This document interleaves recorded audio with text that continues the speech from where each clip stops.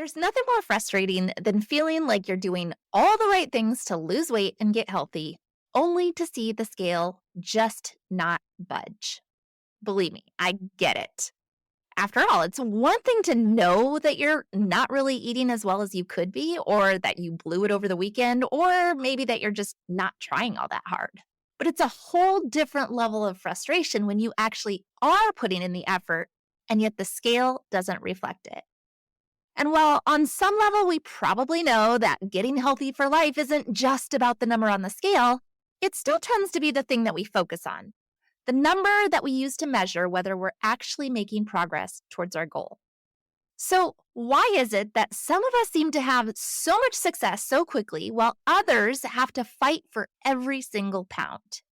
And is there anything that you can do to make it easier? That's exactly what we're going to talk about in today's episode. The big reasons you may be struggling to lose weight, even when you're doing everything right, and a few things you could try. Welcome to the Feel Better, Live Free podcast brought to you by Thinlicious. I'm your host, Ruth Soukup, and here we'll talk about everything from the science of weight loss to practical tips for making your health a priority in the midst of a busy life. It's a little bit nerdy, a little bit funny, and a little bit revolutionary. So buckle up, friend, because it's about to get real.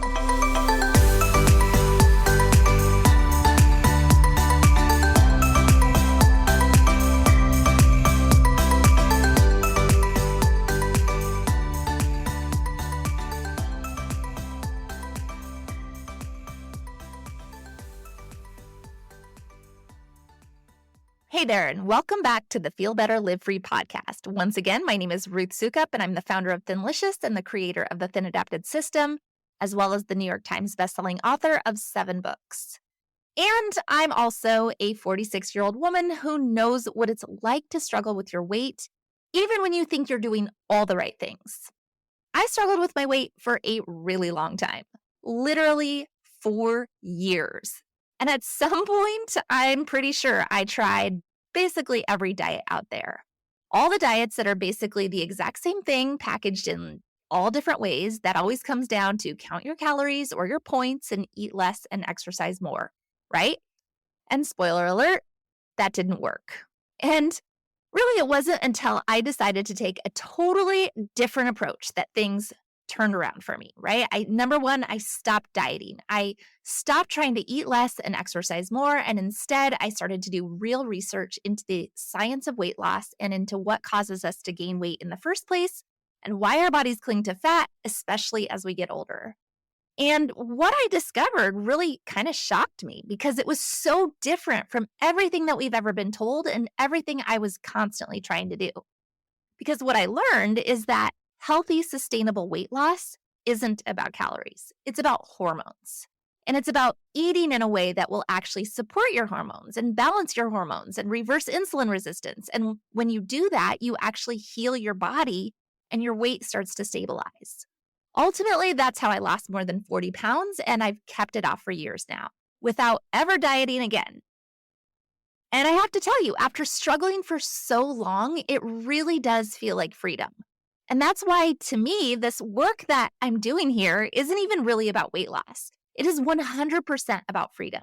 The freedom to look and feel your best, the freedom to stop dieting, the freedom to finally have the time and energy to focus on something other than losing weight. But just because it's freedom from a long-term perspective doesn't mean that the journey can't still be frustrating day to day, especially when it feels like things aren't happening as quickly as you'd like them to. And honestly, I get that too. Because when I look back at my own journey and talk about how I lost 40 pounds in 6 months, it makes it sound so magical, doesn't it? Like it just happened so fast and so easily, and I never got frustrated and never experienced any plateaus or any times where it felt like nothing was happening. But that's not exactly true, because while in hindsight, 6 months doesn't sound like a long time, and it's not, when you're in it day to day, working hard every single day to change your habits, it feels like a long time. You want to see movement on the scale that reflects the amount of effort that you're putting in, but that's not always how it works. And that's also why today I want to talk about that, right? Just in case you have been working at this for a little while now and you're feeling frustrated.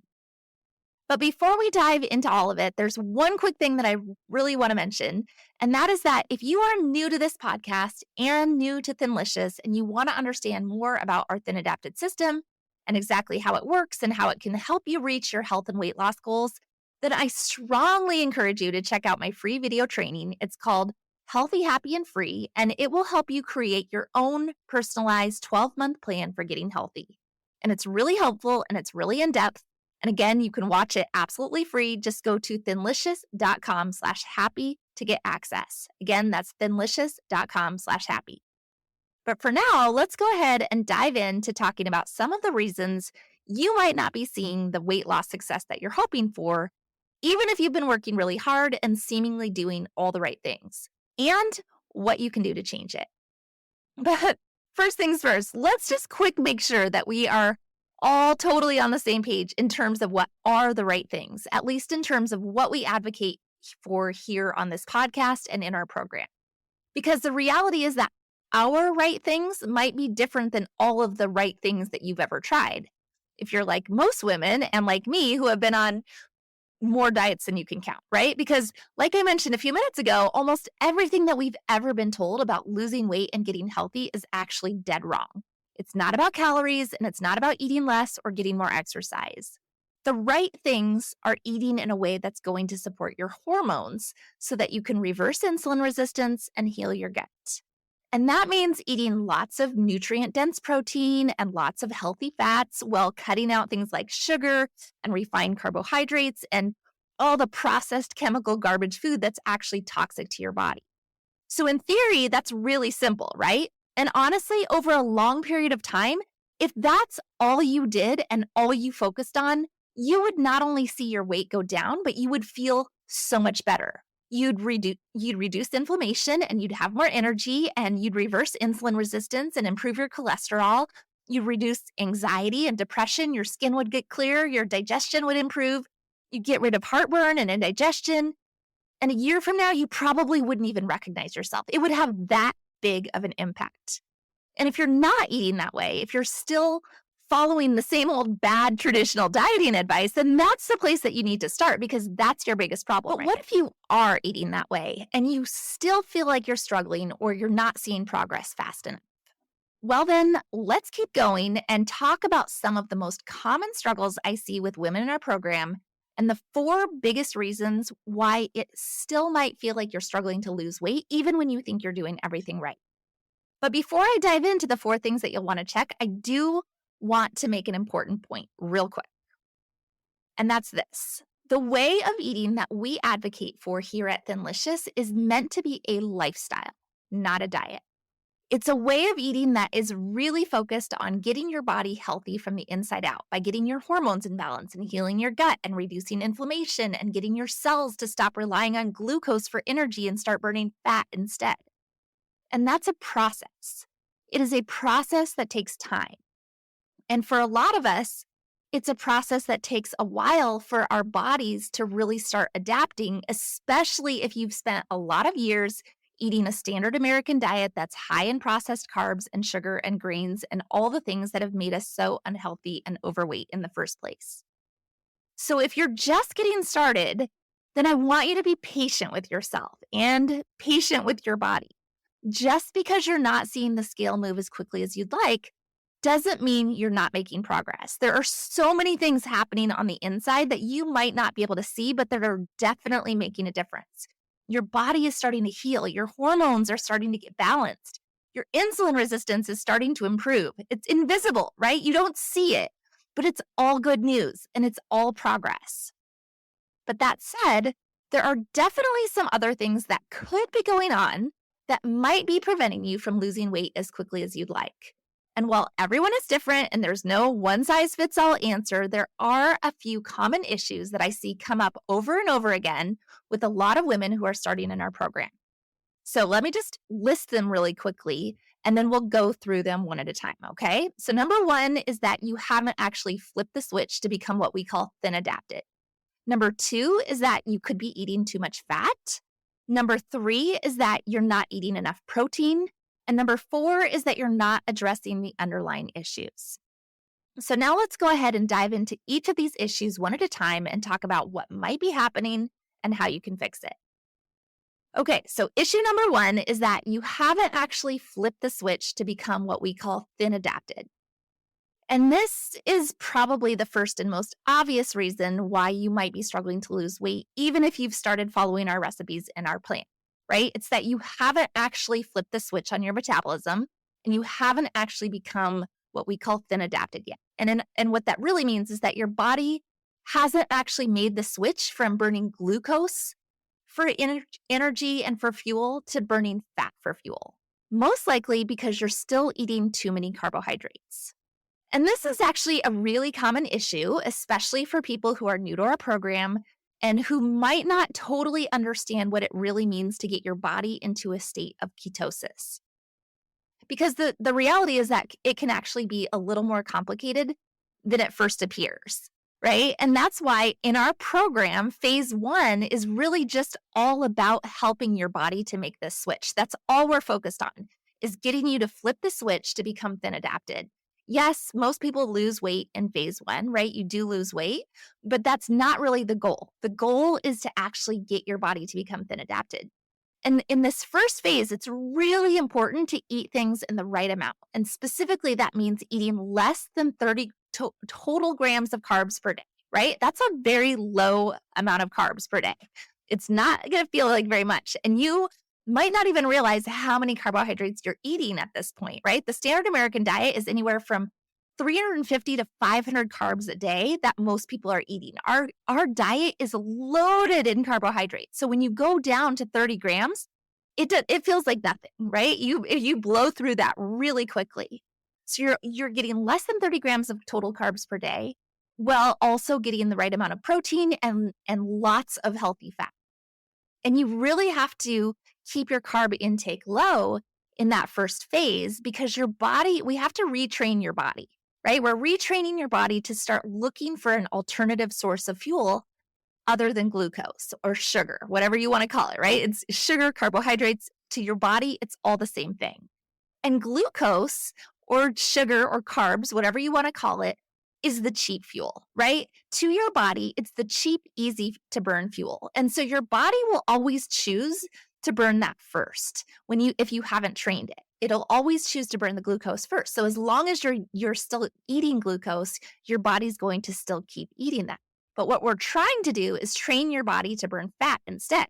And so you need to, in this beginning stage, keep your fat intake really high, enough that your body starts to understand to burn fat instead of glucose, right? So carbohydrates or glucose low and fat high. And again, if you've been eating a lot of processed carbs for a long time, then this can be a big adjustment for your body. It's not going to happen overnight. And for most people, it takes anywhere from a few days to a few weeks for your body to actually enter into a state of ketosis, especially if you're not being super strict and keeping your carbs really, really low. So that's the first thing to look at. Are you actually getting and staying in ketosis? Could you be eating more carbs than you think you are? And if you're not tracking your carbs or your food intake, then you probably are, right? That is so essential in the beginning. You have to be tracking because otherwise it's really hard to estimate. And because we're so used to, we don't even realize that there are carbs in so many foods, right? And don't misunderstand me, because this is not about restricting your calories. It's just about making sure that the macro balance of your food is optimal for helping your body to make the switch. So you definitely need to be tracking your macros at this early stage. And it can also be helpful to get a glucose and ketone meter to make sure that you are, in fact, getting and staying in ketosis. And honestly, that's really the best way to know for sure whether or not this is the issue, right? This is the first potential issue, because if you are in ketosis and you're still not losing weight, then you're going to know that it's something else that's going on. But this is the first thing to check. Okay, so that's issue number one. Issue number two, ironically, is that you at some point could be eating too much fat, right? At some point after you get into ketosis, there is a point where once you have become thin adapted, you might actually be eating too much fat.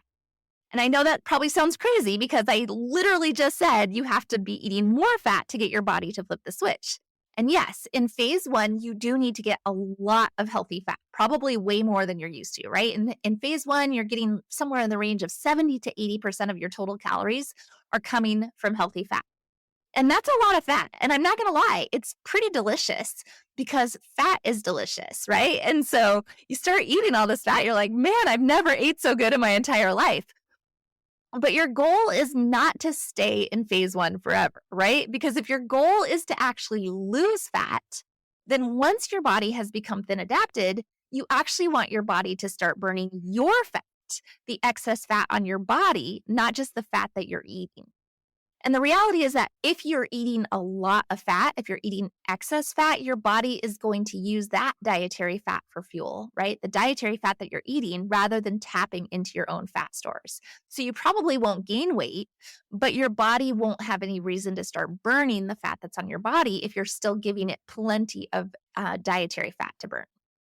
And so that's why in phase two, you actually need to start lowering your fat take a little bit and instead start increasing your protein. And I would say that this is an important distinction to make because this is really what makes our program different from keto, right? So if you're one of those people who says, oh, I tried keto and it didn't work for me, this is actually why it didn't work for you. You were probably eating way too much fat because that's what they tell you to do, right? They tell you to just stay in ketosis and eat more fat so that your ketosis numbers are good. And that actually is counterproductive at some point, right? It's good in the beginning to help your body make the switch, but then there's a point where you actually need more protein. And don't get me wrong here either. This is not a low fat program, right? Our program is never going to be a low fat program because you actually need plenty of healthy fat to help balance your hormones. Your hormones are metabolized in fat. And so most people, who have grown up in the 80s and 90s thinking like, oh, the only way to lose weight is to go super low fat. That's not true either. We're not talking about a low fat diet here. We're just not talking about the super, super, super, super high fat, the 80% fat that you were focused on for a short time in phase one. And again, you're only really going to know whether or not you're getting too much fat or enough protein if you're actually keeping track of what you're eating and tracking your macros. It's so, so essential. So if you think this might be an issue for you, that you're eating too much fat, then I would definitely recommend that you are tracking your food so that you can see what your macro and calorie breakdown actually look like. Because if you're eating too much fat, then that's an eazy thing to adjust, right? It's really easy to up your protein and to lower your fat, but you're only going to know that when you're looking at it. So that's issue number 2. You could be eating too much fat. Of course, on the flip side, issue number 3 is that you might not actually be eating enough protein. And this is another really common mistake that a lot of people make when they first get started with our program because they're so focused on eating all the fat and avoiding all the carbs that they forget protein is actually a really important part of this equation. And the reality is that the standard American diet that most of us been eating is appallingly protein deficient. So a lot of times we are just not used to needing to get so much protein. We just don't eat as much protein as we should on a normal basis, right? But protein matters a lot. In fact, getting enough protein is so important because it's what helps to preserve and build lean muscle mass. It's what keeps you feeling full and satisfied. And if you're not getting enough protein, then you're probably more likely to feel hungry and deprived, and that's obviously not sustainable in the long run.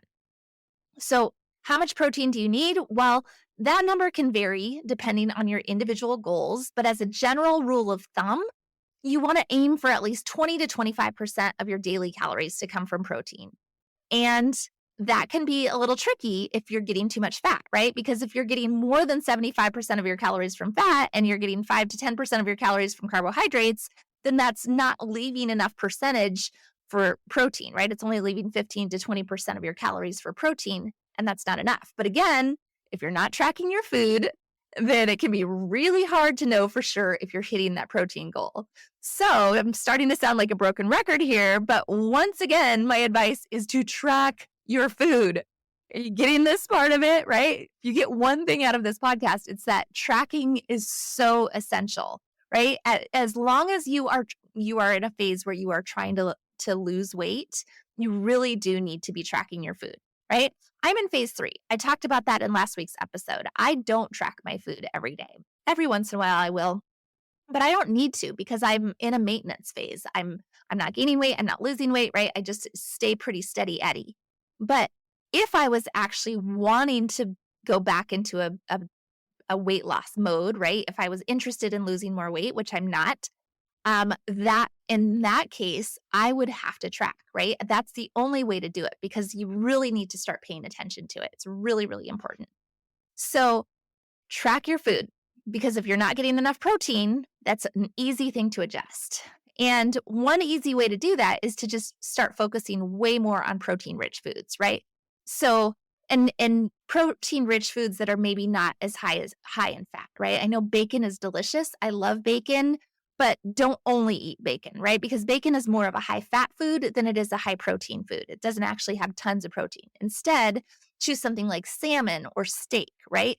Get a lot and eat a lot more meat. Meat for every single meal. Just like load up on the meat. Meat, fish, right? That's where you're going to get the best, most nutrient dense protein.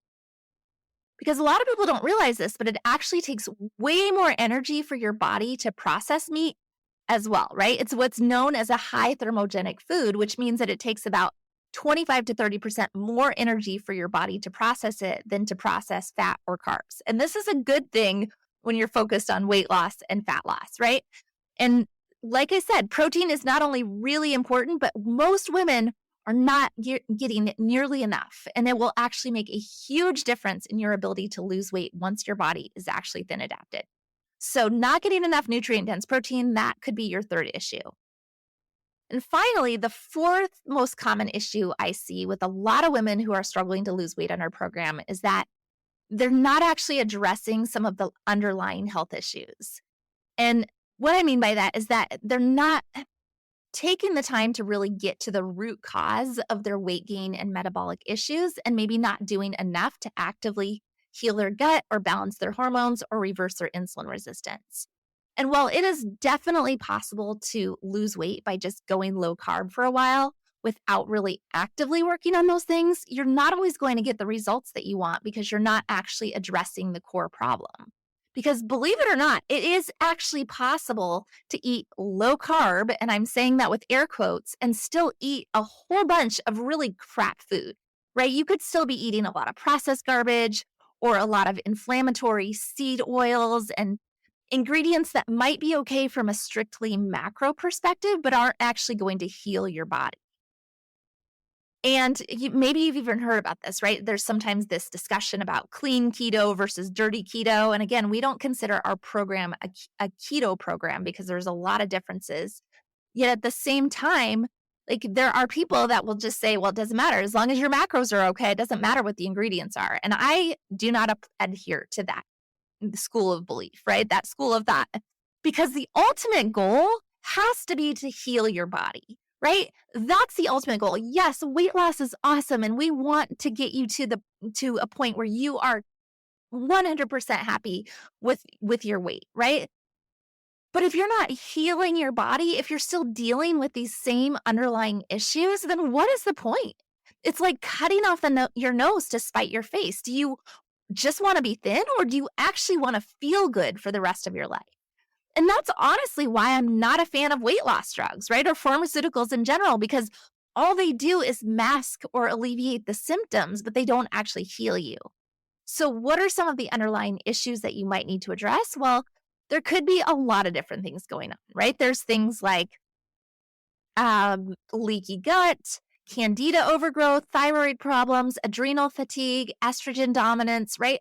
All of these things can definitely make it harder to lose weight and get healthy because they're all sort of interconnected and they all affect your metabolism and your hormones in different ways. And if you're not addressing these issues, then you really are fighting an uphill battle.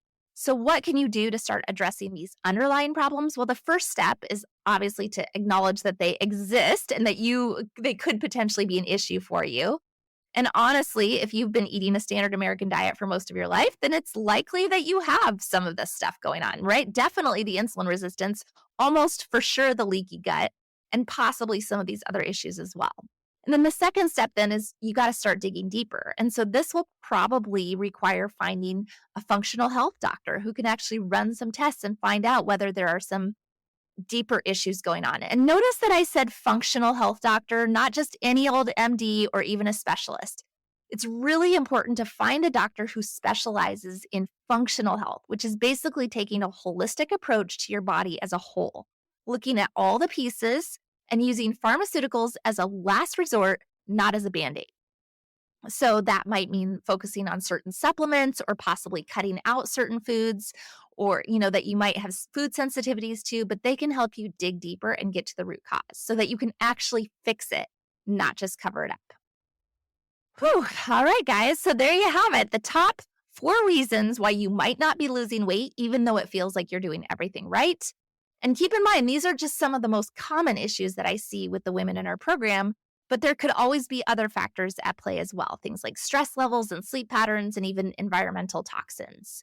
And not only that, sometimes it just takes a while because every body is different. And often change is happening on the inside that we can't see, and it doesn't always translate to the scale right away.